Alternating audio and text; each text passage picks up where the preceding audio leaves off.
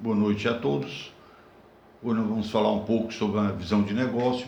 Para que você possa ter uma visão de negócio, você tem que conhecer os padrões de comportamento do mercado, interpretar as transformações sociais e econômicas do mundo globalizado, relacionando tudo no contexto do negócio da empresa, enxergar as imagens de futuro para o negócio, conhecer as regras do funcionamento e operação de determinado negócio, comparar as práticas já adotadas da empresa e especular sobre as possibilidades e condições de operação do negócio para o futuro.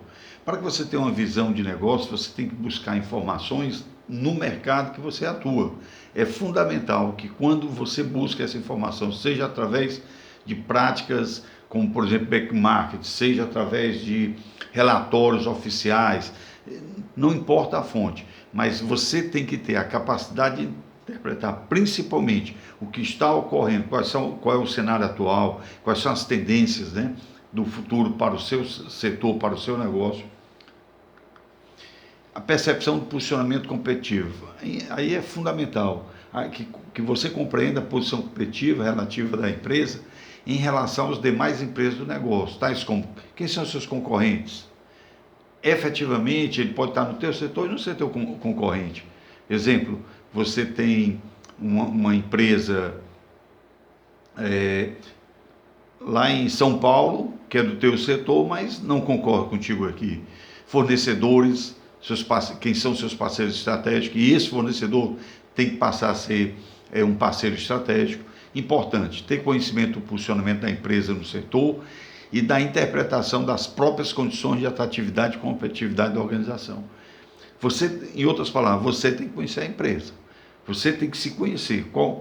Quais os pontos fortes da sua empresa, quais os pontos fracos, qual o know-how que você tem, quais são suas competências essenciais, e aí dentro dessa lógica, dentro dessas informações, desse conhecimento, aí você tem uma visão melhor do posicionamento da sua empresa competitivamente falando.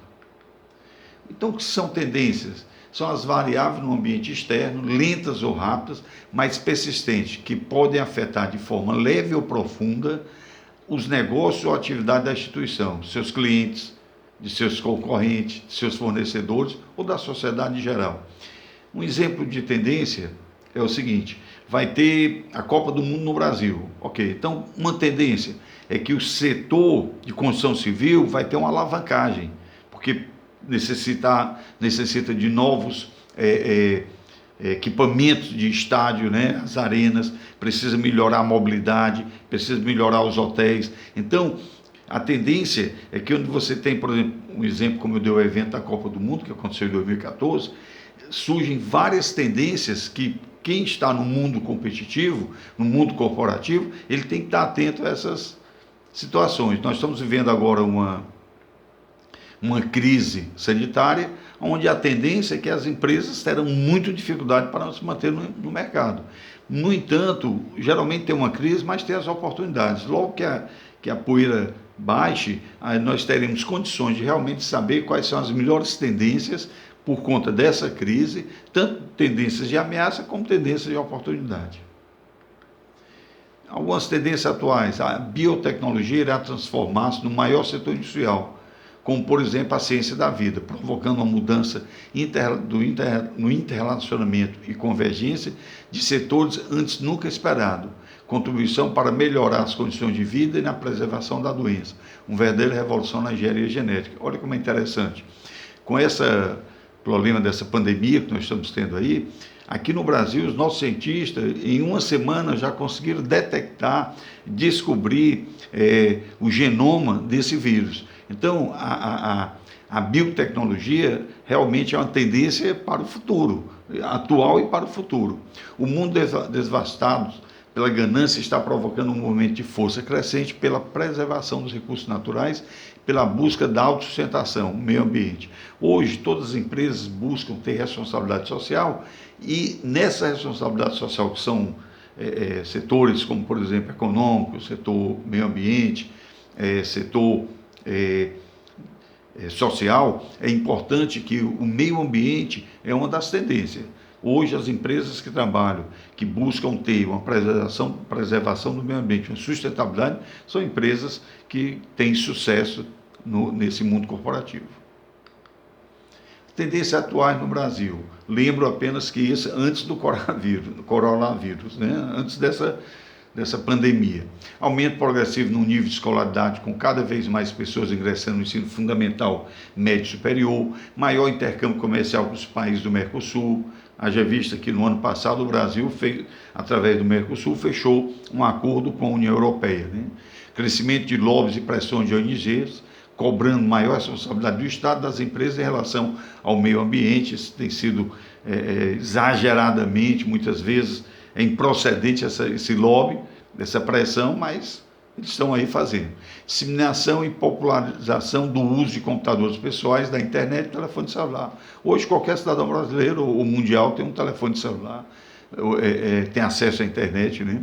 Então, são tendências atuais no Brasil. Crescimento da participação da mulher na economia, negócio, política e vida familiar e social, que também é uma tendência muito forte. Importante, o risco da extinção de recursos, o aumento da pobreza e do desemprego e o aumento da concentração urbana e da violência vem de outras tendências, representam ameaças e oportunidades, além de outras tendências, representam ameaças e oportunidades. Ora, nós sabemos que o êxodo rural ele causa um problema sério. A tendência é que as grandes cidades se tornem inchadas, criando comunidades carentes, comunidades que chama-se de favela. Por quê? Porque o Estado não consegue acompanhar a quantidade de pessoas que saem do interior para a capital. E isso cria uma oportunidade e, ao mesmo tempo, ameaça para algumas organizações. O que seria uma descontinuidade? São mudanças bruscas no ambiente externo à organização, que ocorrem em curtíssimo espaço de tempo, como uma resolução, uma mudança de governo, uma explosão, um terremoto, um choque de trem, uma pandemia, que é o caso agora. Observe que em 2 meses, 1 mês e meio, todas as organizações foram afetadas por essa. Então, muitas delas irão ter descontinuidade, irão fechar, irão acabar. Exemplos de descontinuidade: a compra ou venda de uma das empresas do setor ou fusão de 2 ou mais delas. O caso da fusão da Itaú Unibanco. O Itaú continua, a bandeira do Itaú, mas o Unibanco não continua. Então, existe essa descontinuidade do banco Unibanco, ficando só a Itaú Unibanco, mas apenas as agências do Itaú funcionam. Aprovação de uma lei, de um decreto equivalente, uma declaração de guerra, uma assinatura de um tratado de paz, mudança no governo municipal, estadual, federal, isso pode criar descontinuidade, mudança no regime cambial. Você vê que o dólar subiu a mais de R$5. Então, muitas empresas, a tendência é fecharem, porque elas têm dívida muitas vezes em dólar e não conseguem ter liquidez. Uma invenção ou descoberta de algo novo ligado ao setor. Todos esses fatores e outros causam a descontinuidade, que é o momento que a empresa fecha, a empresa chega a desaparecer. Descontinuidade com efeito gatilho. Por exemplo, uma tendência: crescimento progressivo do preço do petróleo no mercado internacional. Efeito gatilho: viabiliza investimento em outras fontes alternativas de energia. Ora, se o petróleo está muito alto, muito caro, é normal que as empresas busquem agora o setor de energias limpas, como, por exemplo, eólica ou solar. E aí o que vai acontecer? Muitas empresas irão investir nesse setor. A descontinuidade: decisão de investidor de iniciar novos empreendimentos para obtenção ou geração de energia. Ou seja, quem estava investindo no setor de petróleo vai buscar agora outras alternativas, vai investir em outros setores, né? Então, teve uma descontinuidade desses investimentos. Outro exemplo: aumento progressivo do número de pessoas que têm acesso à internet com capacidade mínima, disponibilização e confiança para fazer transações comerciais por computadores. Um efeito gatilho: viabiliza novos investimentos no setor. Então, exemplo, os bancos vão investir mais em segurança, vão criar mecanismos, aplicativos, né? Plataformas para que o usuário tenha acesso. E a descontinuidade: vai fechar bancos ou vai fechar caixas. Então, as agências bancárias tradicionais deixam de existir da forma que existia para ser substituída pelo e-commerce ou pelas máquinas de caixas rápidos, né? Então, a descontinuidade é quando um setor, uma empresa, ela deixa de existir por ocorrer uma tendência que possa levar a essa descontinuidade. Catalisadores e ofensores no ambiente externo. Exemplo de catalisadores: opinião pública, fidelidade dos consumidores, barreiras e restrições legais que impeçam ou dificultam a entrada de outros consumidores. Exemplo de ofensores: chegada de novos e outros produtos ou serviços similares, mudança no hábito do público-alvo. Eu tenho um público, o cara mudou de hábito, então isso pode ocorrer, isso pode ser uma ameaça, né? É só vocês imaginarem que há muitos anos atrás as máquinas fotográficas elas tinham filmes, poses de 12, de 24, 36. Hoje você não tem mais necessidade de ter esses filmes. Você tem memória nos celulares, etc. Isso foi um exemplo de um catalisador ofensivo. Então você tem aqui o positivo, né, que é o catalisador, ele é atual, a oportunidade para o futuro, e os ofensores, ameaças para o futuro, né? Oportunidades e ameaças no ambiente externo. Exemplo de oportunidade: aumento da terceirização ou subcontratação, digitalização e automação, barateamento de serviços ou produto, uso progressivo da internet. Exemplo de ameaça: um projeto de lei proibindo a propaganda. Exemplo do cigarro, né, que não pode mais fazer. Um exemplo no mundo automotivo, nas Fórmula 1, por exemplo, possibilidade de privatização, uso progressivo da internet, né? Então pode se tornar uma ameaça. Você tem uma loja virtual e a internet começa, o e-commerce passa a ser muito mais forte. Análise dos concorrentes e da concorrência. Nenhuma empresa pode se considerar única, isso é fundamental, então tem que ter sempre a preocupação no concorrente. Empresas pioneiras são aquelas empresas que entram primeiro no mercado. Tem um lado positivo, que é a criação do mercado, e o negativo pode servir para que outras empresas venham e tragam novidade. Então, quando você é pioneiro, tem essa vantagem. Você entrou primeiro no mercado, mas aí você abre um leque de observações para que outras empresas possam vir competir com você e traga novidades que você não estava percebendo. Concorrentes atuais são as empresas que disputam com o mesmo produto ou serviço e as mesmas necessidades do mercado.